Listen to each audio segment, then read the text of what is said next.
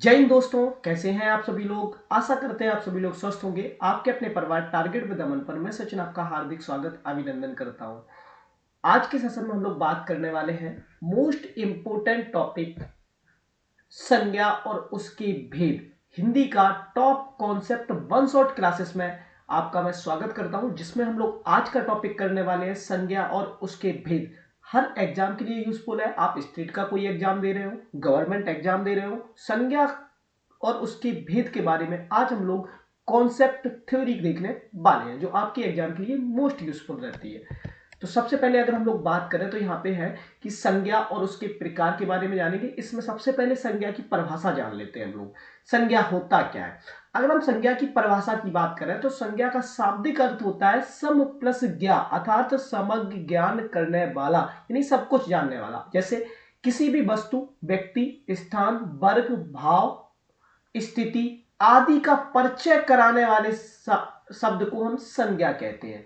कौन कौन सी चीज हो गई, कोई वस्तु हो गई, किसी व्यक्ति के, किसी स्थान का, किसी वर्ग का, किसी भाव का, किसी स्थिति का आदि का परिचय कराने वाले शब्द को हम क्या कहते हैं, संज्ञा कहते हैं। हमारे पास ये सारी चीजें होती है। अगर हम जैसे बात करें संज्ञा का पर्याय क्या होता है, तो संज्ञा के मतलब होता है नाम। किसी व्यक्ति, प्राणी, वस्तु, स्थान, वर्ग, भाव, विचार के नाम को संज्ञा कहते हैं। जैसे सिंपल सा एग्जांपल है कि राधा पुस्तक पढ़ रही है। राधा पुस्तक पढ़ रही है, तो राधा क्या होगी, एक संज्ञा होगी। मतलब किसी का नाम है राधा, राधा एक संज्ञा हो गई। बंदर मेज पर बैठा है, बंदर किस पे बैठा है, बंदर मेज पर बैठा है, तो बंदर क्या होगी, एक संज्ञा हो गई। मेज एक संज्ञा हो गई। ठीक है। जीवन में सच्चाई ही सब कुछ है। अगला है हमें सबसे प्यार करना चाहिए। तो जो हमने 4 एग्जाम्पल पढ़े हुए, इनके बारे में देखो आप। राधा हो गया, राधा, राधा एक क्या हो गई, राधा एक नाम हो गया, पुस्तक हो गई, बंदर हो गया, मेज हो गया, जीवन हो गया, सच्चाई हो गया, प्यार हो गया, दिल्ली हो गया, भारत हो गया। ये जो शब्द हमने पढ़े हुए हैं, ये किसी किसी एक व्यक्ति का या तो नाम बता रहे हैं। जैसे राधा किसी का नाम हो गया, पुस्तक क्या हो गई, एक वस्तु हो गई, बंदर क्या हो गया, एक नाम मतलब एक व्यक्ति हो गया, मेज क्या हो गई, एक वस्तु हो गई, जीवन क्या हो गया, भाव निकल के आ रहा है जीवन, सच्चाई क्या हो गई, विचार निकल के आ रहा है, प्यार, दिल्ली जगह का नाम हो गया, भारत। ये सारी चीजें क्या है, एक संज्ञा है। इस प्रकार से हम लोग इसे क्या कहते हैं, संज्ञा कहते हैं। ठीक है। अब अगर हम इसके आगे की बात करें, जैसे राधा और बंदर क्या है, प्राणी के नाम है। राधा और बंदर क्या है, प्राणी का नाम है। पुस्तक, मेज क्या हो गए, वस्तु के नाम हो गए। दिल्ली और भारत क्या हो गया, स्थान का नाम हो गया। जीवन, सच्चाई और प्यार क्या हो गया, भाव निकल के जो आ रहा है वो क्या आ रहा है, जीवन, सच्चाई और प्यार। अगला क्वेश्चन, अगर हम इसी के बाद आगे की बात करें तो कुछ संज्ञा शब्द प्राणीवाचक होती है और कुछ होते हैं अप्राणीवाचक। कुछ होते हैं प्राणीवाचक, कुछ होते हैं अप्राणीवाचक। दोनों चीजें हम लोग जान लेते हैं स्टेप बाय स्टेप, दोनों चीजें होती क्या है। तो जैसे हम लोग अगर बात करें, राधा होगी, मोहन हो गई, बंदर हो गया, घोड़ा हो गया, ये सब क्या है, प्राणीवाचक है। यानी जिनमें प्राण हो, मतलब जो लिविंग थिंग्स है, उन्हें प्राणीवाचक बोल सकते हैं। अप्राणीवाचक क्या हो गए, जिनमें जान ना हो। जैसे पुस्तक हो गई, मेज हो गई, हिमालय हो गए, नदी हो गए, और ये सारी चीजें क्या है, अप्राणीवाचक। प्राणीवाचक मतलब जिनमें जान है, अप्राणीवाचक जो जिनमें जान नहीं है। जैसे कुछ संख्याओं को गिना जा सकता है, उन्हें हम क्या बोलते हैं, गणनीय संज्ञा बोलते हैं। जो संज्ञाओं को गिना जा सकता है उन्हें हम क्या बोलते हैं, गणनीय संज्ञा बोलते हैं। जैसे मेज को गिना जा सकता है, 1 मेज, 2 मेज, 3 मेज, 4 मेज। कुर्सी को गिना जा सकता है, मनुष्य को गिना जा सकता है, हाथी को गिना जा सकता है। और कुछ संख्याओं को नहीं गिना जा सकता, उन्हें हम बोलते हैं अगणनीय संज्ञाएं। तो मोस्ट इंपोर्टेंट पार्ट है एक गणनीय और एक अगणनीय संख्या। जैसे आग, आग एक नहीं गिना जा सकता ना कि कितनी आग जल रही है। ठीक है। सच्चाई हो गया, प्यार हो गया, वायु हो गया, ये सबको नहीं गिना जा सकता, इन्हें हम अगणनीय बोलते हैं। संज्ञा का अर्थ ही है नाम, इस प्रकार नाम वाले को हम क्या कहते हैं, संज्ञा कहते हैं। तो संज्ञा की हमने सबसे पहले परिभाषा जानी, उसके बाद जाना कि संज्ञा को कौन कौन से भेद होते हैं। एक तो प्राणीवाचक, एक अप्राणीवाचक को भी बोलते हैं, प्रकार हो गए दो। ठीक है। उसके बाद एक गणनीय हो गया, एक अगणनीय हो गया, ये भी 2 प्रकार और हो गए। ठीक है। अब हम लोग बात करते हैं संज्ञा के भेद के बारे में जानते हैं। तो संज्ञा के 3 भेद माने जाते हैं। मूलतः संज्ञा के कितने भेद माने जाते हैं, 3। जैसे व्यक्तिवाचक, जातिवाचक या भाववाचक।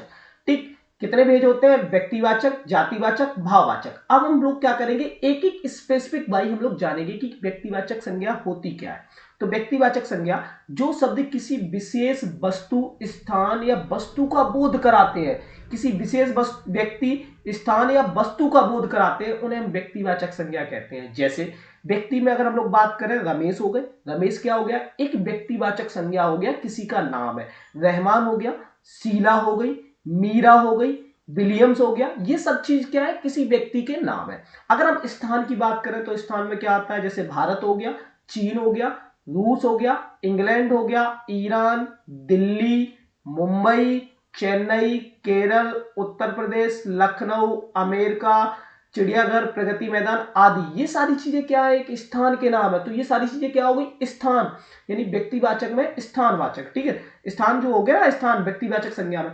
वस्तु में जैसे गंगा नदी, हिमालय, चेतक, गीता ग्रंथ, हिंद महासागर आदि, ये सारी चीजें किसमें आती हैं? वस्तु में।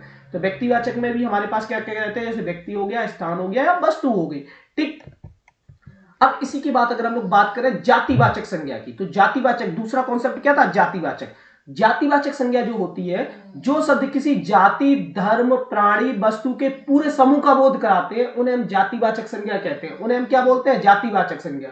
ठीक है, जैसे मनुष्य हो गया, घोड़ा हो गया। मनुष्य क्या होता है? एक बात बताओ, हम किसी भी व्यक्ति को मनुष्य बोल सकते हैं ना? तो पूरी जाति का बोध करा रहे हैं, यानी जातिवाचक संज्ञा। घोड़ा, घोड़ा हम किसी को, मतलब जितने घोड़ा होते हैं उन्हें हम कोई भी घोड़ा बोल सकते हैं। काला, भूरा, नीला जो होते हैं घोड़ा, वो पूरा हो गया। पहाड़, पहाड़ कोई स्पेसिफिक तो नहीं है, पहाड़ तो हम किसी को भी बोल सकते हैं। हिमालय पहाड़, नीलगिरी के पहाड़, अरावली के पहाड़, मतलब हमने एक स्पेसिफिक नाम नहीं दिया। अगर हम स्पेसिफिक नाम देते तो व्यक्तिवाचक में जाता है, लेकिन जब हम पूरे ग्रुप की बात करते हैं तो हमारे पास जातिवाचक में जाता है। तो यहाँ पे जो पहाड़ होगा वो क्या होगा? एक जातिवाचक संज्ञा।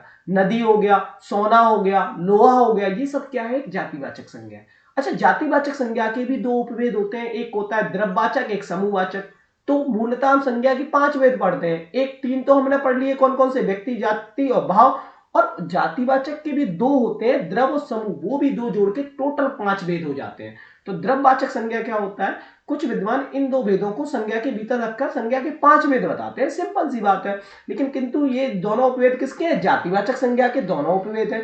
ये दोनों एक प्रकार की जाति का ही बोध कराते हैं। जैसे द्रव्यवाचक ऐसे द्रव पदार्थ अथवा सामग्री का बोध कराते हैं जिनमें अनेक वस्तुएं बनती हैं। मतलब द्रव्यवाचक का मतलब हो गया उनसे अनेक वस्तुएं बनती है। जैसे लकड़ी, ठीक है, लकड़ी से क्या है? बहुत सारी चीजें बनती है, फर्नीचर बनता है, आदि सारी चीजें होती हैं। सोना चांदी क्या हो गया? आभूषण के लिए यूज होता है, यानी बहुत सारी चीजें बनती है, उन्हें द्रव्यवाचक संज्ञा कहते हैं। लोहा हो गया, बर्तन आदि, ऊन हो गया, स्वेटर आदि के लिए। तो ये सब चीजें क्या है? द्रव्यवाचक संज्ञा। द्रव्यवाचक संज्ञा शब्दों का प्रयोग प्राय एक वचन में होता है। मोस्ट इंपोर्टेंट ये चीज पॉइंट याद रख लो कि एक वचन में द्रव्यवाचक संज्ञा का उपयोग होता है। द्रव्यवाचक संज्ञा का किसमें उपयोग होता है? सिर्फ एक वचन में। और ये गणनीय नहीं होती, इनकी गणना नहीं की जा सकती भाई, कि हाँ भाई एक ऊन दे दो, एक ऊन दे दो, 2 ऊन दे दो, या एक लकड़ी दे दो। इनकी गणना नहीं की जा सकती। ठीक है, तो ये इनकी गणना नहीं की जा सकती। अब इसी के साथ अगर हम समूहवाचक संज्ञा की बात करें, तो जो संज्ञा पद किसी एक व्यक्ति के वाचक ना होकर समूह या समुदाय का बोध कराते हैं, उन्हें हम समूहवाचक संज्ञा कहते हैं। जैसे सेना हो गई, पुलिस हो गई, भीड़ हो गई, मेला हो गया, सभा हो गया, कक्षा हो गया, दल हो गया। ये जो होते हैं वो समूहवाचक होते हैं। इन शब्दों का प्रयोग एक वचन में होता है क्योंकि ये एक ही जाति के समूह के सदस्यों का बोध कराते हैं। तो इन्हें हम बोलते हैं समूहवाचक संज्ञा। ओके, कभी कभी जो कुछ जातिवाचक संज्ञाएं किसी व्यक्ति विशेष के लिए प्रयुक्त होते हैं। कभी कभी क्या होता है, कुछ जातिवाचक संज्ञा को व्यक्ति विशेष के लिए प्रयोग किया जाता है। जैसे हमने बोला पंडित जी, तो ये जातिवाचक संज्ञा है। पंडित जवाहरलाल नेहरू के लिए प्रयुक्त होता है पंडित जी। ठीक है, नेताजी सुभाष चंद्र बोस के लिए प्रयोग होता है। तो ऐसे ही व्यक्तिवाचक संज्ञा हो गए। उदाहरण के लिए पंडित जी भारत के प्रथम प्रधानमंत्री थे, नेताजी अंग्रेजी के छक्के छुड़ा दिए थे। कभी कभी व्यक्तिवाचक संज्ञा अपने विशिष्ट गुणों के कारण जातिवाचक संज्ञा का भी बोध कराते हैं। जैसे आज भी हरिश्चंद्र, अब हरिश्चंद्र तो किसी का नाम था, लेकिन ये पूरी जाति का बोध करा रहे हैं, मतलब उनकी सत्यता के बारे में हरिश्चंद्रों की कमी नहीं है, ये बोल रहे हैं। ठीक है, देश में जयचंदों से बचना चाहिए। जयचंदों से, जयचंद एक नाम है, लेकिन आज उसका उदाहरण देके बता रहे हैं कि इनसे बचना चाहिए। ठीक है, अब हम बात करें इन दोनों वाक्यों में, हरिश्चंद्र सत्यनिष्ठा और जयचंद विश्वासघात का देशद्रोह के प्रतीक थे, इसलिए यहाँ हरिश्चंद्र और जयचंद व्यक्ति संज्ञा ना होकर जातिवाचक संज्ञा के रूप में प्रयुक्त हुए। अब अगर हम भाववाचक की बात करें तो जो शब्द धर्म, गुण, भाव, स्वभाव, अवस्था आदि का बोध कराते हैं उन्हें हम भाववाचक संज्ञा कहते हैं। जो शब्द धर्म, गुण, भाव, स्वभाव आदि का बोध कराते हैं। जैसे किसी की लंबाई के बारे में, लंबाई क्या होती है, लंबाई भाव निकलता ना, लंबाई लंबा हो गया, बचपन, ठीक है, भाव निकल रहा है, अहिंसा भाव निकल रहा है, भय, खटास, आलस, ये सारी चीजें क्या निकल रही है, किसी के गुण निकल रहा है, स्वभाव होगा या किसी का भाव। जैसे अगर हम लोग बात करें आलस, किसी का मतलब एक क्या हो गया, स्वभाव है ना, वो आलस में पड़ा रहता है, अवस्था है उसकी ना आलस, आलस क्या होगी, एक अवस्था होगी, ठीक है। अगर हम बचपन की बात करें तो एक बचपन क्या है, उसका अवस्था है बचपन, लंबाई क्या है, एक उसका गुण है, ठीक है, अहिंसा ये भी एक गुण है, भय क्या निकल रहा, भाव निकल रहा, खटास, ये सारी चीजें क्या निकल रही, भाव निकल रहे हैं, तो भाववाचक संज्ञा हो गई। भाववाचक संज्ञा 5 प्रकार के शब्दों से बनती है, जातिवाचक संज्ञा से, सर्वनाम से, विशेषण से, क्रिया विशेषण से और अव्यय से। इनके हम उदाहरण देख लेते हैं किस किस से बनते हैं। अगर हम जातिवाचक की बात करें तो बच्चा का बन जाता है बचपन भाव में, बच्चा का बचपन जातिवाचक संज्ञा है लेकिन इसका भाववाचक बना है तो बचपन बन जाता है। बूढ़ा जातिवाचक है लेकिन इसका भाववाचक बना है तो बुढ़ापा बन जाता है। मनुष्य जातिवाचक है लेकिन इसका भाववाचक बना है तो मनुष्यवाद, इंसान का इंसानियत, अपना का अपनापन, अपनत्व, मीठा का मिठास, खट्टा का खटास, मित्र का मित्रता, शत्रु का शत्रुता, भाई का भाईचारा, ठग का ठगी, निज का निजत्व, गर्म का गर्मी, सुंदर का सुंदरता। ऐसी एक और है काला का कालापन, क्रिया का भाव, अगर हम क्रिया की बात करें जैसे पढ़ना एक क्रिया है तो इसका भाववाचक क्या बनेगा, पढ़ाई, दौड़ना का दौड़, अव्यय जैसे शीघ्र का शीघ्रता, समीप का समीपता, समीप, गहरा का गहराई, क्रिया का भाववाचक जैसे में बनाना, घबरा का घबराना, घबराना का घबराहट, हंसना का हंसी, मना का मनाई। तो ये थी आज की संज्ञा और उसके प्रकार के बारे में मोस्ट इंपोर्टेंट 1 शॉर्ट क्लासेस। अगर क्लास जरा सी भी पसंद आई हो तो वीडियो को ज्यादा से ज्यादा शेयर और चैनल को सब्सक्राइब नहीं किया तो सब्सक्राइब कर ले और वीडियो को लाइक करना ना भी भूलें। मिलते हैं नेक्स्ट क्लास में, तब तक के लिए जय हिंद, जय भारत।